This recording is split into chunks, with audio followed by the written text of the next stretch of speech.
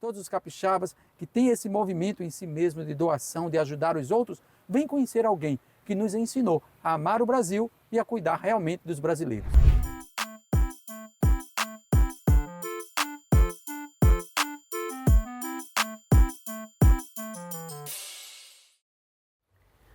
Olá, sejam bem-vindos ao podcast Ícones Capixabas.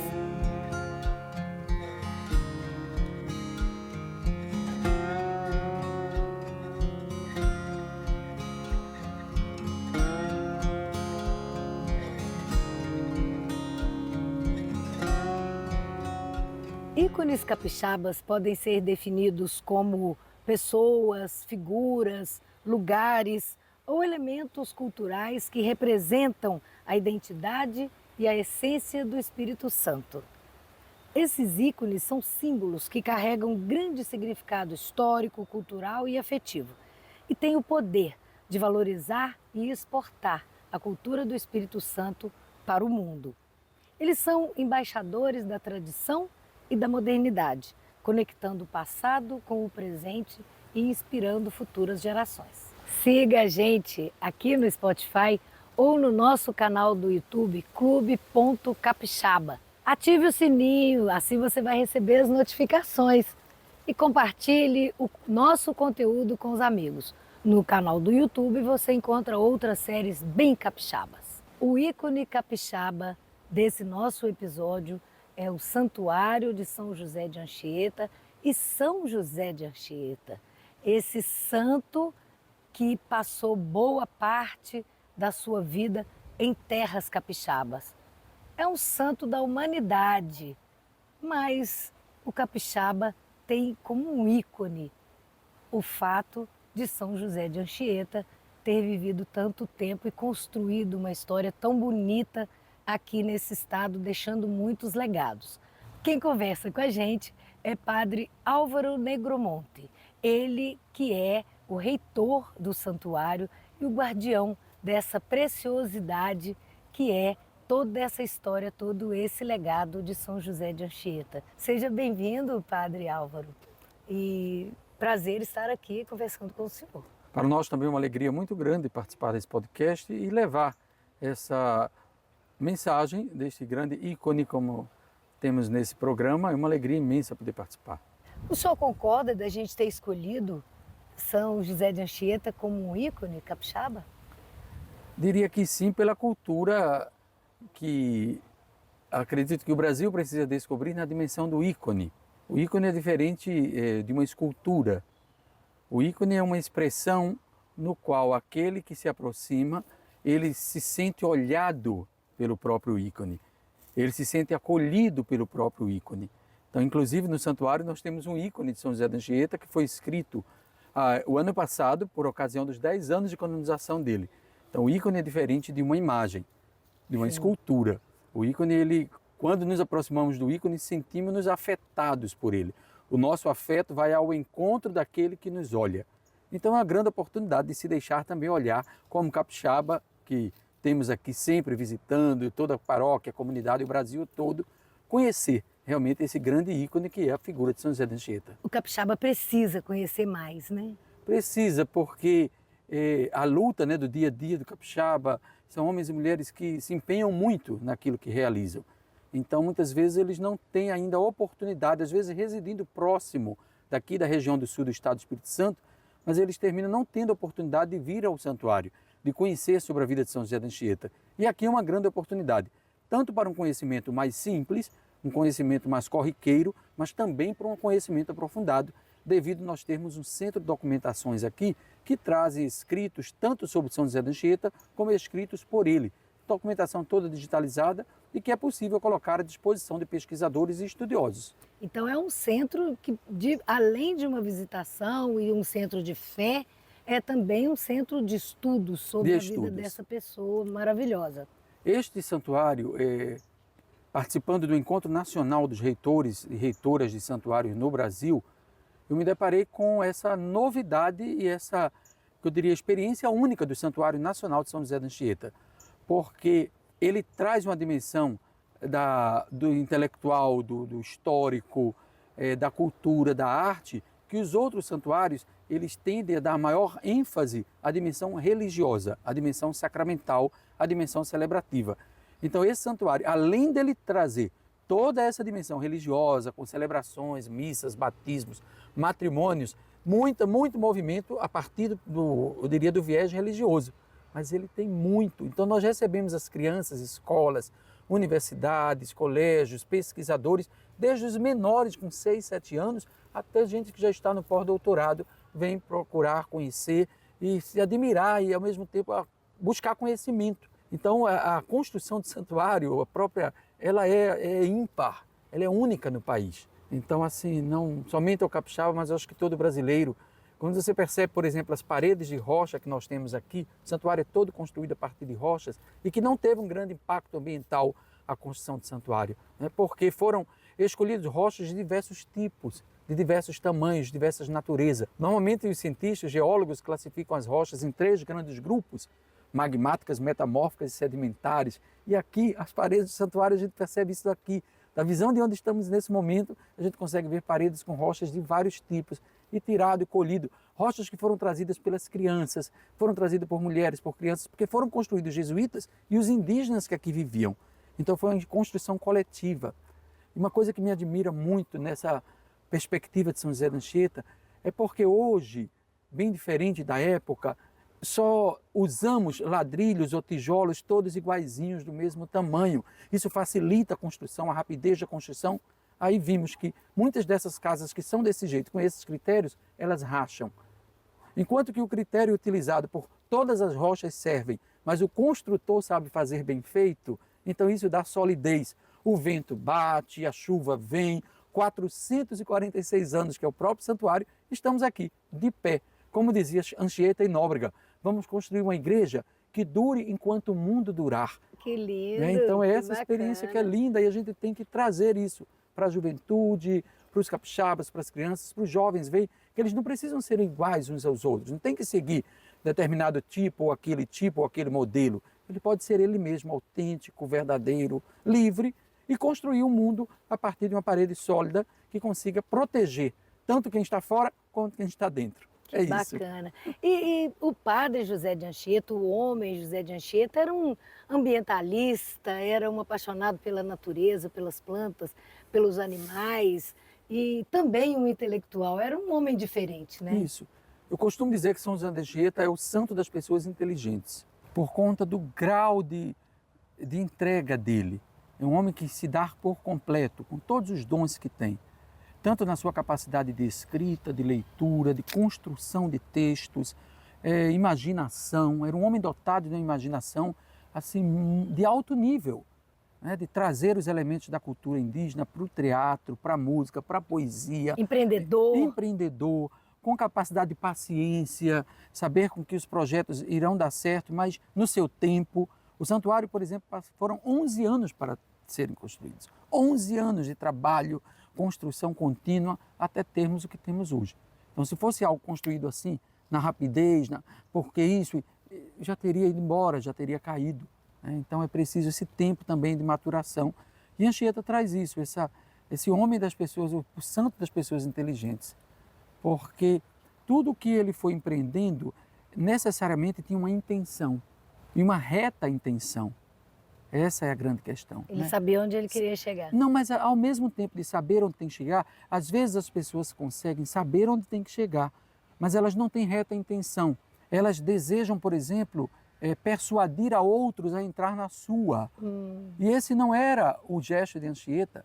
Anchieta não queria persuadir a outros, mas queria encantar a outros sobre a pessoa de Jesus Cristo. Que então bacana. é um desafio, porque ele, quando adolescente, se encantou por essa pessoa e decidiu consagrar toda a sua vida ao serviço da missão de Jesus Cristo, a missão da igreja. Então isso fez com que ele colocasse toda a sua energia. Ele tinha uma saúde muito frágil.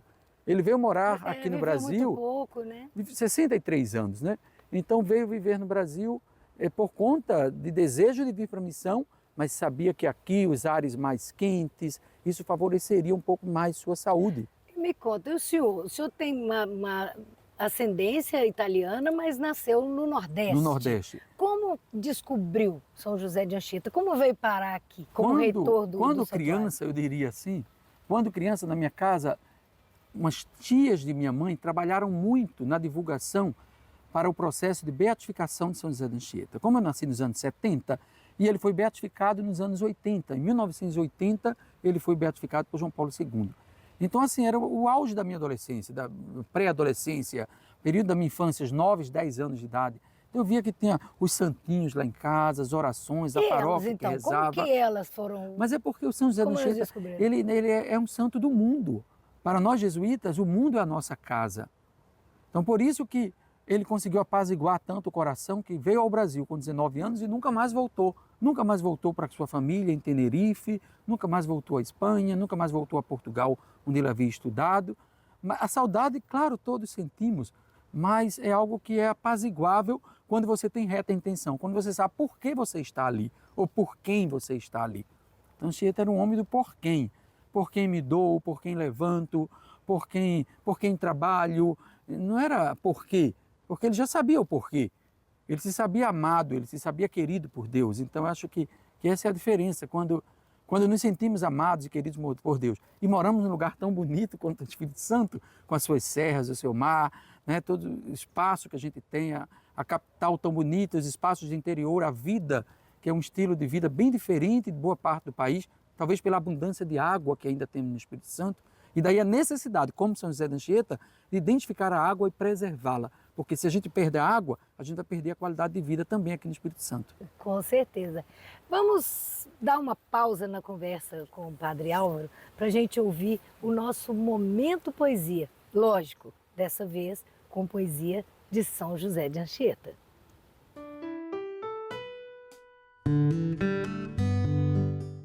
E o nosso Momento Poesia de hoje é com o nosso tema, Padre São José de Anchieta, que nos traz a poesia Santa Inês. Cordeirinha santa, como folga o povo, porque vossa vinda lhe dá lume novo. Cordeirinha linda, de lesu querida, vossa santa vinda o diabo espanta. Por isso vos canta com prazer o povo, porque vossa vinda lhe dá lume novo. Nossa culpa escura fugirá depressa, pois vossa cabeça vem com luz tão pura. Vossa formosura honra é do povo, porque vossa vinda lhe dá lume novo.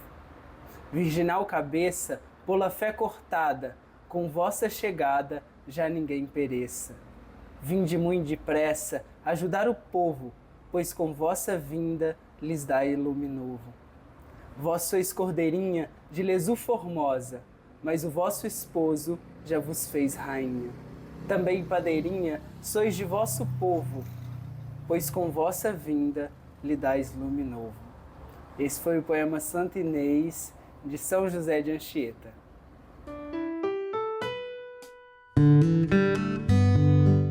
Vamos aproveitar e vamos ouvir uma entrevista que a gente gravou com a pesquisadora Maria José. E ele sobressaiu-se na área das humanidades, sobretudo na literatura e também na poesia e no teatro. E depois ele vem desabrochar aqui no Brasil essas capacidades e utilizando as técnicas que ele aprendeu na escola, não é? A particularidade de José de Anchieta, enquanto homem de letras, foi saber escrever para vários públicos, embora a mensagem basicamente seja a mesma, porque na estrutura nós temos algo que era muito comum na época, na cultura em que ele foi criado, que era aquela luta entre o bem e o mal. Ele era uma pessoa muito consistente, com a forma como vivia, com aquilo que ele falava e com aquilo que ele escrevia. E em tudo quanto ele escreveu e de tudo aquilo que ele fez, ele era um humanista, porque ele é alguém que ama a humanidade. Acima de tudo, o que se destaca nele é a fé. É o acreditar que, não obstante a tempestade, o sol vai brilhar. E nós vamos fazer o trabalho e vamos conseguir e vamos vencer. Então, essa é a grande mensagem que ele passou sempre e por isso as pessoas também gostavam muito dele. Não é? É essa capacidade que ele tem de também incutir isso nos outros. Que não há horas más e nem há horas de desânimo. A hora má e a hora do desânimo é a hora de pedir ajuda a Deus. E, obviamente, ele que era grande devoto de Nossa Senhora, a tinha sempre como intermediária. Vamos ao bloco final do nosso podcast. Gente, eu estou tão apaixonada ao fazer essas entrevistas que me dá vontade de ficar conversando. São assuntos muito instigantes e muito interessantes. Mas vamos voltar aqui ao Padre Álvaro e o nosso São José de Anchieta, Santuário de São José de Anchieta. Como é que o senhor está vendo, está tendo um crescimento na devoção a São José de Anchieta? Como é que está essa parte religiosa? Como é que está acontecendo? A projeção do Santuário Nacional no cenário televisivo, internet, por meio das rádios, a gente tem conseguido avançar muito, porque temos recebido pessoas e grupos de turistas de várias partes do Brasil e do mundo, querendo buscar, conhecer o santuário, saborear esse instante, esse lugar, realmente que a gente tem aqui tranquilidade.